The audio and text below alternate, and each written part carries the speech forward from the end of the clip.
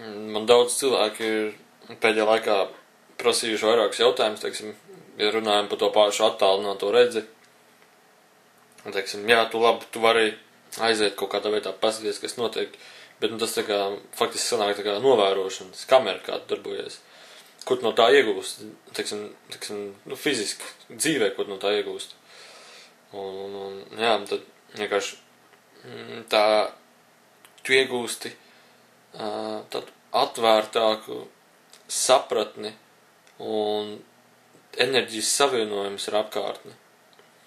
Un kādi ir tādi ieguvumi, ko tu iegūsti, tev sāk atvērties tā kā savienojumi ar visumu. Tavā enerģijas, teiksim, tava saprāta savienojums ar visumu sāk atvērties vaļā. Un kā tas darbojas, teiksim, fiziski, visvienkāršākie veidi ir, teiksim, tu nonāc kaut kādā vietā, piemēram, tu brauc ar mašīnu, tu domā, ka tu esi apmaldījies. Un tu, pirmkārt, tu esi pavisam viegls, jo tu esi pārliecināts, ka tu vairāk nevar apmaldīties, bet, teiksim, tu nonāc, tu esi tā kā apmaldījies, un ko iegūst attālinātā redzi, kā viņi to palīdz tagad, tu vienkārši redzi, pa kuru ceļu ir jāizbrauc, lai tu sasniegtu rezultātu. Tu iedomājies rezultātu, tu jau zini rezultātu, jo tu brauc uz rezultātu, tu brauc, teiksim, uz kaut kādu māju vai pie kaut kāda drauga. Tu jau tā kā iedomājies, es braucu pie drauga, un tev pēkšņi parādās ceļš, pa kuriem jābrauc. Tu vienkārši, tas nav tā, ka tev acīs priekšā parādās ceļš, tas tā kā iekšā tu sajūties, ka tu redzi jau to ceļu. Ja jūs nodarbosieties ar attālināto redzi, jūs zināsiet, kādas tās bildes rodās. Tas nav tā kā ar acīm, bet tas ir tā kā ar acīm, bet viņš tā kā, tā bilde ir tā kā tāda pavisam savādāka. Piemēram, tie, kas augstu trenējās attālināto redzi, viņam tā bilde vēl dzīvāka nekā šitās acis šajā realitātē, ko viņas redz fiziskā plānā. Un teiksim, tu tagad nonāc tajā vietā, tu gribi rezultātu, kur tu gribi nonākt, tu esi apmaldījies, nedomā neko vairāk, un tev pēkšņi ceļš pats parādīsies. Tu, te jābrauc. Tas pat var nebūt vispār, tā varbūt nezinām vietu, tu pat var neņemt karti līdzi, kur tu gribi aizbraukt. Vienkārši tu zini, ka tur aizbrauks. Un tā pārliecība, ka tu zini, ka aizbrauks, saglabās tev visu laiku mieru, un tev visu laiku ceļš priekšā rādīsies. Un tu visu laiku zinās, kur aizbraukt. Teiksim, vēl viens variants,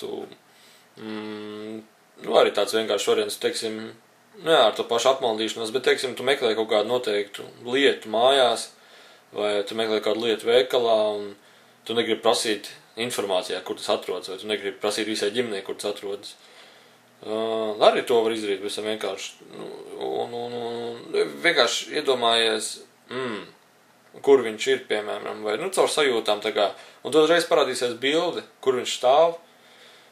Dažreiz tā bilde ir tāda, ka viņš stāv kaut kur tumsā, nevar īsti saprast. Un vienkārši pamēģini no tās tumsas tā kā iziet ārā, un tu redzēsi vienkārši to vietu un to sajūtu, kur tas ir. Tu to uzreiz sajūtīsi. Un tu nebūs pat jāmeklē viss plauks, tu uzreiz zinās, kur aiziet, kur viņš stāv. Teiksim, tas pats arī darbojās, piemēram, ja kaut kas salūst. Piemēram, mašīna salūst, tas vairāk priekš puišiem. Teiksim, mašīna salūst. Parasti izdara tā, viņi skrien un meklē defekts caur fiziskajiem plāniem, ko smadzenes saka jāpārbauda tas, teiksim. Teiksim, to bonus, ko iegūst, teiksim, ar attālinātos redzes tiem treniņiem būs tāda, ka tu uzreiz zinās, kas salūst, pirms viņš pats salūs, iespējams. Salūst defekts, tev uzreiz grausīm noskrien skaņas, kādas ir salūzuši, tev noskrien bildes, noskrien vizuāli skati, kas noticies, un tev uzreiz ir bilde priekšā, kas noticies, teiksim. Ja tas ir mašīnas motors, tur tas vārds noliecās, tur eļa sāk līt, un tāpēc tas nolikās uzreiz zin, kas ir. Tu nevajag vairāk domāt, teiksim, cilvēki, kas ir visu mūžu servisos strādājuši, viņiem tā saikni izveidojusies, un viņi ļoti labi uzreiz to var saprast, teiksim, arī cilvēki, kam ir talants uz daudzām lietām, teiksim, ģēnijs, kas visu uzreiz iemācās, vienalga ko, viņam jau ir saikni ar to visu, viņš tā kā jau viņš tā kā varbūt nenojauš, ka tas ir kaut kas vairāk, bet viņš uzreiz zina, kad, kas notiek, kāpēc notiek un kā notiek.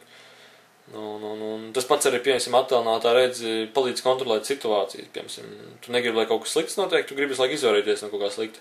Un tu jau uzreiz saproti, kad tu jau tā kā vizuāli redzi, ja es darīšu tā, notiksies šitā, tu uzreiz redzi tā kā nākotnes paralēlo pasauli. ja es darīšu šitā būs pareizi, notiksies tas uz priekšu pareizi. Tu tā kā jau proti, tas savienojums tev, ko tu treniņos ar attālināto redzi ieguvi, jau tā kā tev nodala virziens, kas ir labi un kas ir sliktāk, teiksim. Protams, pēc tavas izvēles, ja tu gribi, teiksim, ieskriet kaut kur durvīs ar galvu, ja tu to gribi, tad tu vari izdarīt, jā, bet ja tu negribi izvairīties no visādām lietām, tad tas būs savādāk. Jā, tas pats ir ar ārstēšanu, tu jau zini, ko tev vajag, tu saproti, ko tev vajag, teiksim, man galva sāp. Pirmā doma visiem, vajag zāles. Bet, ja tu trenējies to attālināto tu redzi, tad tu vienkārši zini, galva sāp tā un tā, varbūt man vienkārši labāk miegs noderēs, varbūt vienkārši silts ūdens, varbūt vienkārši kaut kāda masāža tur atsevišķos vietos ķermenim, lai, teiksim, pārēt, jo uzreiz zini, kas pa vainu. Un ne tikai arī parādās intuīcijas un visādas citas lietas, tur jau sāk pavērties arī spēju domas lasīt. Un tas viss, jā, to visu var iemācīties, strādājot ar sevi, teiksim, tev nevajag prasīt. Īstenībā, ja tu to gribi zināt, tev pat nevajag prasīt, tev dzīve izkārtosies, tā ir tā pati nākotnes tā doma piesaistīšana, kā tu veido nākotni ar domām, ka tev dzīve pati izkārtosies. Tev jāzina tas, ka, ja tu to gribēsi, tev dzīve pati izkārtosies, lai to dabūtu. Un, ja tu gribi iemācīties to, tad tev dzīve izkārtosies tā, lai tu iemācītos. Tas pats arī ir attālinātā redze. Viņi tev palīdz iemācīt daudz ko tu nezini. Piemēram, tu gribi iemācīties, es nezinu, paņemsim pa piemēru, es nezinu, būt par elektriķi, piemēram. Tev nevajag neko lasīt, tev nevajag neko mācīties.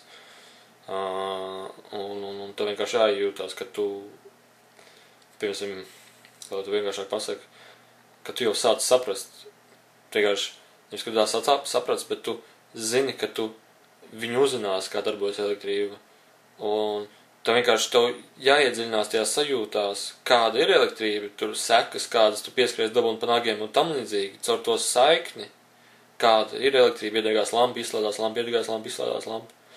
Tu vari sākt iedziļināties tajā realitātes daļā, tajā fiziskajā, un tu sāc uzreiz dabūt bildes, kā darbojas elektrība. Tu dabūni bildes, un to bildi parāda, jā, šitā darbojas. Droši vien tur ir kaut kāds slēdz, droši vien tur ir kaut kādi viļņi, droši vien tur ir tas un tas, droši vien tur ir tās svārstības, droši vien mājiņstrāva ir tāda, līdzstrāva ir tāda, un tu jau sāc tā kā veidot savu izzināšanu no visa. Daudzi tā ir iemācījušies vienkārši tāpat runāt franciski, vāciski, daudzi iemācījušies vienkārši tāpat ar datoriem visu, daudzi vienkārši tāpat ir iemācījušies no mašīnas visu saprast. Daudzi ir iemācījušies vienkārši, nezinu, matemātiku, literatūru, to, kas jums nesnāk. Praktiski tā ir visa tā mācīšanās, ka jūs iedziļināt tajā vielā un jūs to sākiet saprast uzreiz. Tas ir vienkārši tāpēc, ka jums ir attīstītāks intelekts. Un intelektu var attīstīt tikai caur tādiem meditācijas treniņiem un tam līdzīgi. Viņš nav vienkārši tāpat, viņš attīstās strādājot tikai ar sevi.